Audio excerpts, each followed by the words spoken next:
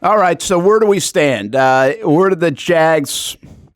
You can give a grade if you want, but let's not bury the lead. And how did they do? I think everybody seemed to like night one. We didn't get your thoughts on night one, but did you like Brian Thomas? I love Brian Thomas. Yeah, I mean, you know how I feel about it. You're helping out Trevor Lawrence. I'm not going to lie. I thought for sure we're talking about cornerback on night one, because they kind of had their pick of the litter when it comes to cornerback. They traded with Philly? No, they traded with Minnesota. I'm sorry. Yeah, trade with Minnesota and drop back a little bit and get Brian Thomas Jr. And we've been very adamant. I thought there was three distinct wide receivers, Odunze, Neighbors, and then obviously Marvin Harrison Jr. Those are the top three, and then I felt like Brian Thomas Jr. was kind of like that second tier, if you will. I'm excited for it. Size, speed. I think it's going to help out Trevor Lawrence, and that's the most important part. Yeah, I really do like it, too. I like it for a lot of reasons. I think they kind of maneuver the board pretty well to be able to get their guy. I'm going to get deeper into the cornerbacks in a little bit. Now, I think it comes with potential scrutiny because I was a big Verse fan. Dallas Turner slips all the way down there. Mm-hmm. What did he slip to? Did he go to 15? Or no, 7? No, that's who Minnesota took. Minnesota took Turner. Yeah. I'm sorry. Yeah. Indianapolis took a lot too. So you could have had Dallas Turner, who many thought was a top 10 pick. You could have had Verse, who can really help you on the edge. It goes to show the Jags didn't even really get help on the edge, which I thought was a big need spot for them, bigger than most people were talking about for the last couple of months, more than cornerback in many respects for me. But then they did have top corners on the board. I still think the fact that they got Trevor a weapon you can't lose, like that's not a bad move. They also have a guy that separates what you have on the roster currently in receivers. Now, Gabe Davis is a big play guy, but this dude's he's 21 years old. You get 9 years younger than Calvin Ridley. Mm-hmm. You get $36 million cheaper than Calvin Ridley. And he might have a lot of upside. Now, probably doesn't impact the football team maybe as much as Calvin Ridley right here in 2024, but I think long-term this could really work out for the Jags. Well, and this is my question to you to start the show off here. I mean, you get your first-round wide receiver. What do you need to see from him now going forward his first year? Because, I mean, I expect him to come in, start right away, and contribute. He has to. I mean, where you're selected in the first round, you have to come in and contribute. You have to come in and help Trevor Lawrence. What are your expectations now with Brian Thomas Jr.? Yeah, they're to definitely contribute and play. Like, he's going to impact to me more than a corner could have, and even more than a pass rusher could have. I think he's going to change their offense a little bit. I think you got to come in here and you got to deliver the big play from time to time. You got to stretch the field. That's what Gabe Davis is going to be asked to do. I also don't think you need to come in here and catch 80 balls for 1,200 yards and 10 touchdowns. Like, that is not my expectation of him right away. Not in this offense. They've got too many guys to keep happy. They've got Christian Kirk's going to get 80 touches, right? Yeah. Ingram, I don't think is going to have 110 this year, but he's going to get probably 80. And Etienne's going to get the ball a bunch. I think Zay Jones, for now, is still a part of this, and Gabe Davis, if he touches it 50 times. So it's an element. It's what it looks like. You know how many times the Jags have said this year or in the last couple of weeks when we heard Trevor talking and Doug talking, hey, we've done some things to the playbook, right? We've mixed some things up. We're going to look a little bit different. It's not going to be the same stuff. My interpretation of that is actually in the two acquisitions of Gabe Davis and now Brian Thomas Jr. What I think that means, Austen, is, yeah, they can still go horizontal, but they're going to go more vertical.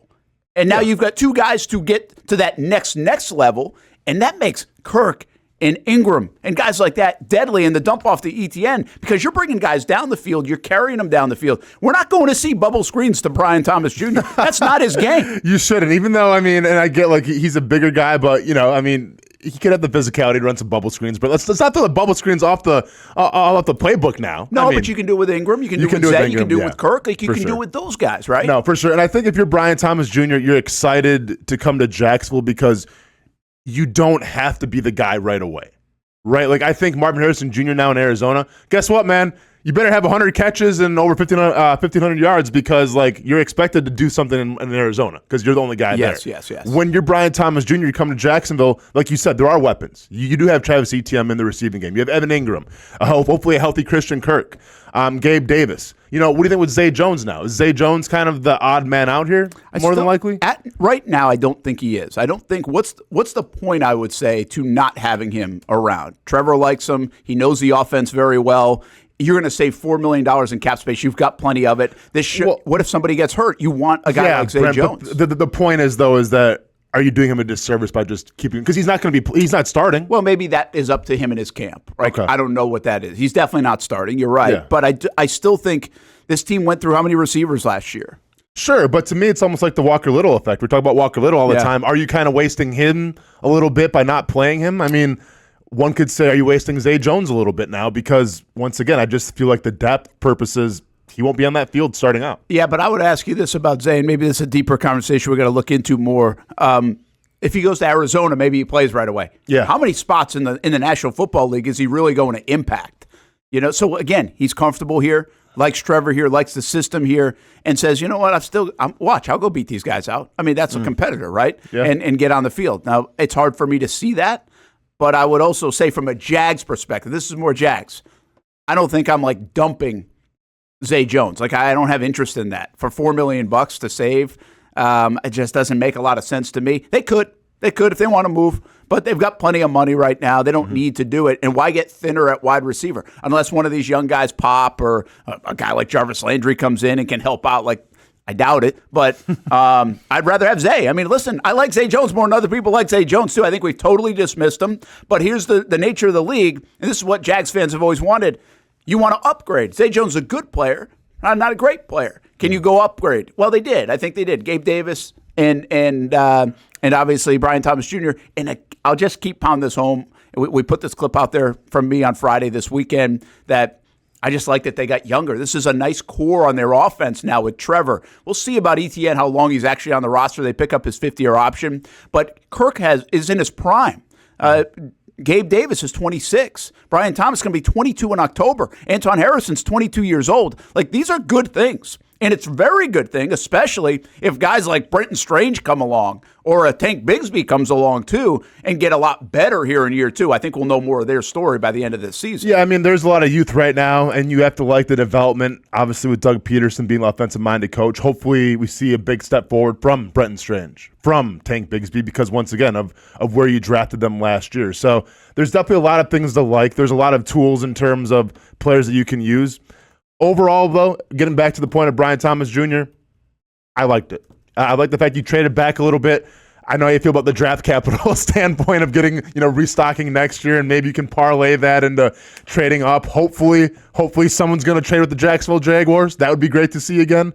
But nevertheless, I think Brian Thomas Jr. was always their guy regardless, and the fact that they got to trade back a little bit and still select him, I think that speaks volumes. I think you did just bring up something that's interesting. Like, I would have liked to see the Jags even move up more in round two with the draft capital that they had, because I'm so tired of draft picks. But they also, that was a pretty good, like, if you look at the value of what they got out of that Thomas trade, it was really good. Like, they fleeced Minnesota from a value chart standpoint. From a value chart, but also Minnesota was absolutely, like, jumping for joy when they got their guy with that draft pick. I get it. Yeah, that's fine. They got their edge guy because they had to replace Daniel Hunter. Yeah. So I think a lot of people were like, hey, why didn't the Jags trade up? Why didn't the Jags trade up? And I was in the draft. I'm at the stadium on Friday, and we're talking about this, and some of the folks in there were looking at the teams that were moving up. Somebody else had moved up like in the middle of the second round, and they said they just paid like 2.5 times what the value is to move up and get like pick number 38 or something, whatever that was. I don't know what it was. But there was no, once they said that, I was like, that means that for whatever reason, it was supply and demand, and the price, it was costly. It's like selling your house right now. Like, it's going to cost you a bunch more than maybe you even think. Like, it's going to be worth. And so I was like, the Jags aren't moving up then. Like, they're not going to they don't have a guy that they want or need so bad, in my opinion, that they're just going to spend 2.5 times the value chart to get up and go get him. Mm-hmm. So I think that's the disappointment a little bit, is the Jags never took the compilation of picks and moved up and got one more guy or another guy that they covet. Would have felt like it. Instead, they get Mason Smith in round 2. And this is where I think the draft starts to get very mediocre for me. And this is why I grade it as a C, by the way. I grade the draft as a C overall. I mean, you think I'm just a sunshine pumper around here. Sunshine and rainbows. The check didn't clear from Venmo from Trent Baalke. Dang, man, a C? Yeah, and listen, average. I have this view on the draft that you should be kind of sunshine and rainbowy. These guys haven't even played. There's a lot of upside here. They're good players, right? They targeted them for years. And so I think there's plenty of reason to get excited about these guys, and maybe none more than this kid. Mason Smith is a monster. I mean, he's 6'5", and he is 315, and he's a good-looking athlete now. But he comes with major health concerns, hasn't played a lot. It sounds like they maybe overdrafted him. I don't know how true that is because everybody's boards are different, and I don't trust the mock drafters, their board versus NFL boards. But they could have overdrafted him. But the bottom line is this guy also has crazy upside, which I like. I mean, his ceiling is really, really high. But how often has that hit around here in Jacksonville? So when they got him, I started to do a little more of a deep dive, and I came across the name Matt House. Matt House is now the Jacksonville Jaguars linebacker coach. Came in this past season, I think in January it would have been. Former defensive coordinator from the LSU Tigers.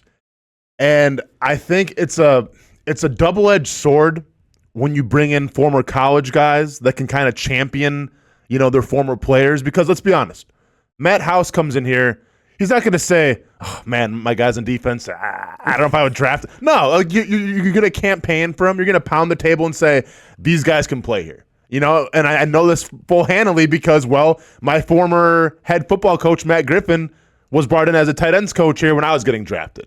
And I know how much due diligence they asked him about me. So one would assume that they used Matt House. They asked him all these questions. They got a good idea of who these guys were. And I'm sure Matt House, went over the moon for these guys. So I think, we talk about that second round. I mean, this is a classic example of Mason Smith. Maybe you sacrificed a little capital, but at the end of the day, he's a big body, Brent, and it fits the Trent Baalke prototype. Now, take that for how you want, because I think he's had some success with the Trent Baalke prototypes, and maybe sometimes it doesn't go his way, but Trent Baalke has his type of guy that he likes, and Mason Smith is that guy. Yeah, and listen, the LSU Jaguars this draft became, and the defense of LSU was not very good, but I don't care about that. Like, that's a goofy thing to me. Like, it doesn't mean individual players aren't very good, and LSU is a factory for NFL players. So, like, that part is fine. The Matt House stuff, like YB400 says, and I'm missing a lot of comments. We'll get to some of them, sorry. But so we pick up guys who'll be familiar with the coaches, and like that's okay. Like I get a little bit of that, but it's very short-sighted in my opinion. Coaches aren't around for more than like 2 or 3 years, especially good ones in positions like that because they'll go get other jobs. So like this can't be just a year or two type of thing. But I think the ties, the connections, that makes sense. I mean, there's plenty of this with Josh Allen, like that's now on the staff, right? They brought his guy in too, and so. Listen, it's about the player to me. And Mason Smith is a risky player because he's been hurt. Now, listen, he was a great personality. Loved his interview or his meeting with the media. And he is a physical freak. And he's a confident player. If they get the player that LSU got out of high school or was expected to get, 5-star guy, like top 20 type player in the country, and this guy stays healthy, they might have one of the steals of the draft. They really might. Which is cool. Like, that's a good thing. That's a fun thing about the draft. They also might have, like, totally whiffed because you're taking on risk with injury, like availability. I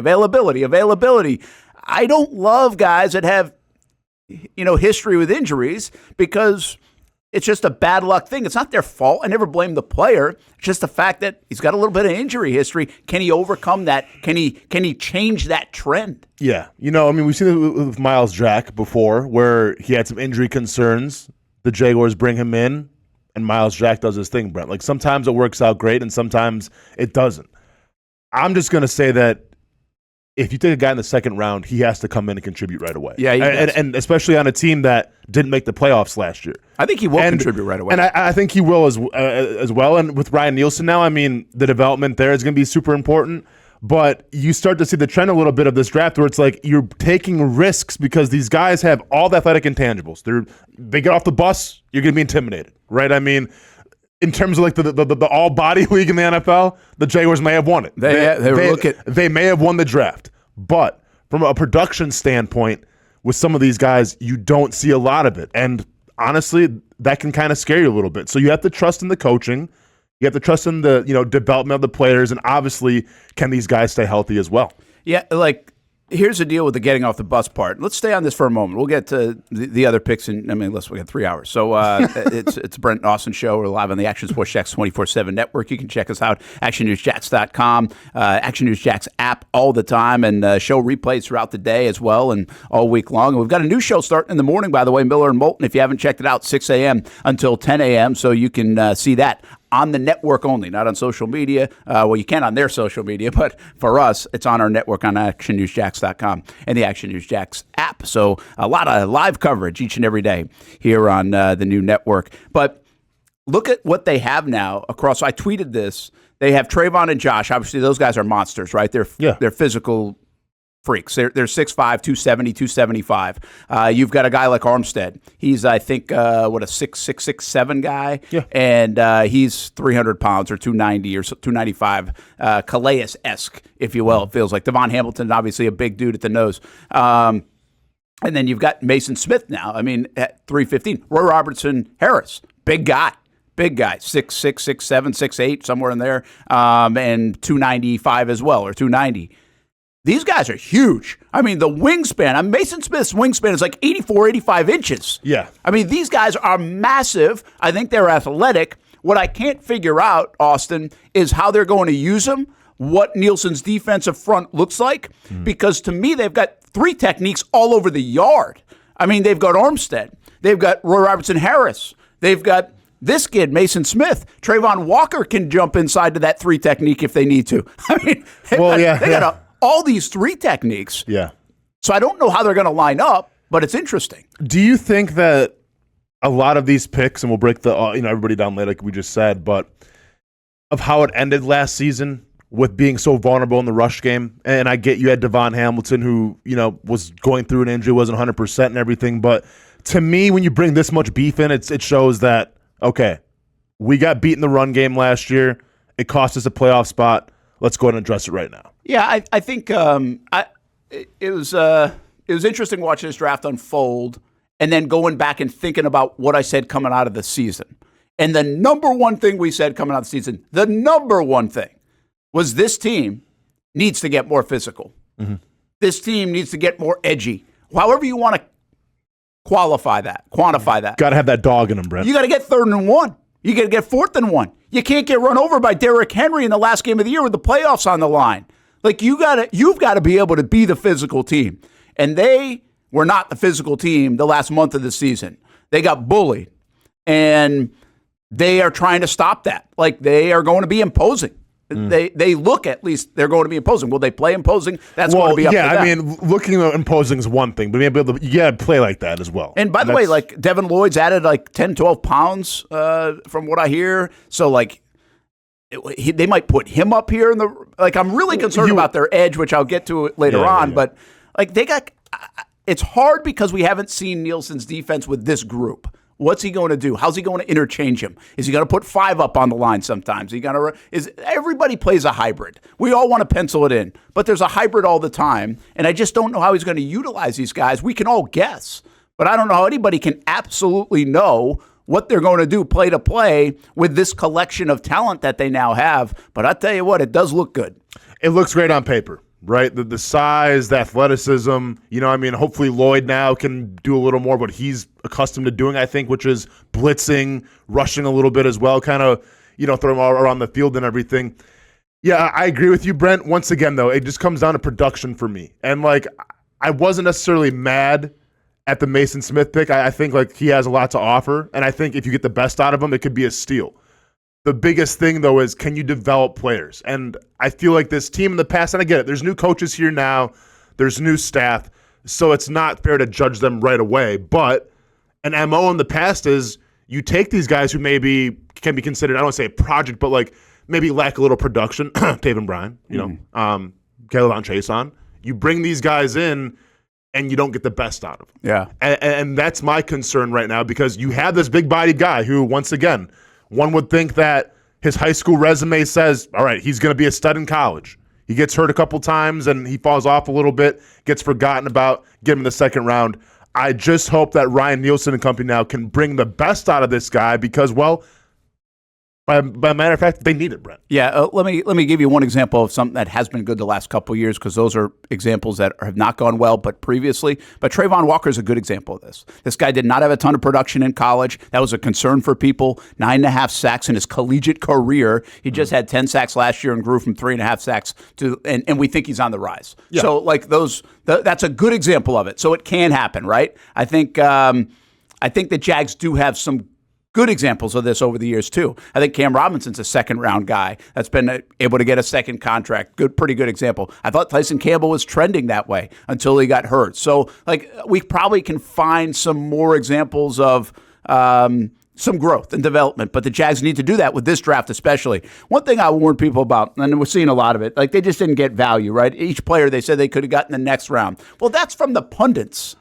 Like, I believe Mason Smith was going to get picked by somebody in the next 10 picks or 15 picks. If they draft, they thought that.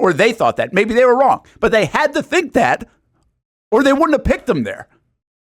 You know what I mean? They weren't just picking a guy. I doubt that he was the guy on their board and nobody else had him at like 48, 50, 52, 55, whatever it was. My guess is they really like Mason Smith because they had like Chris Jenkins right after him.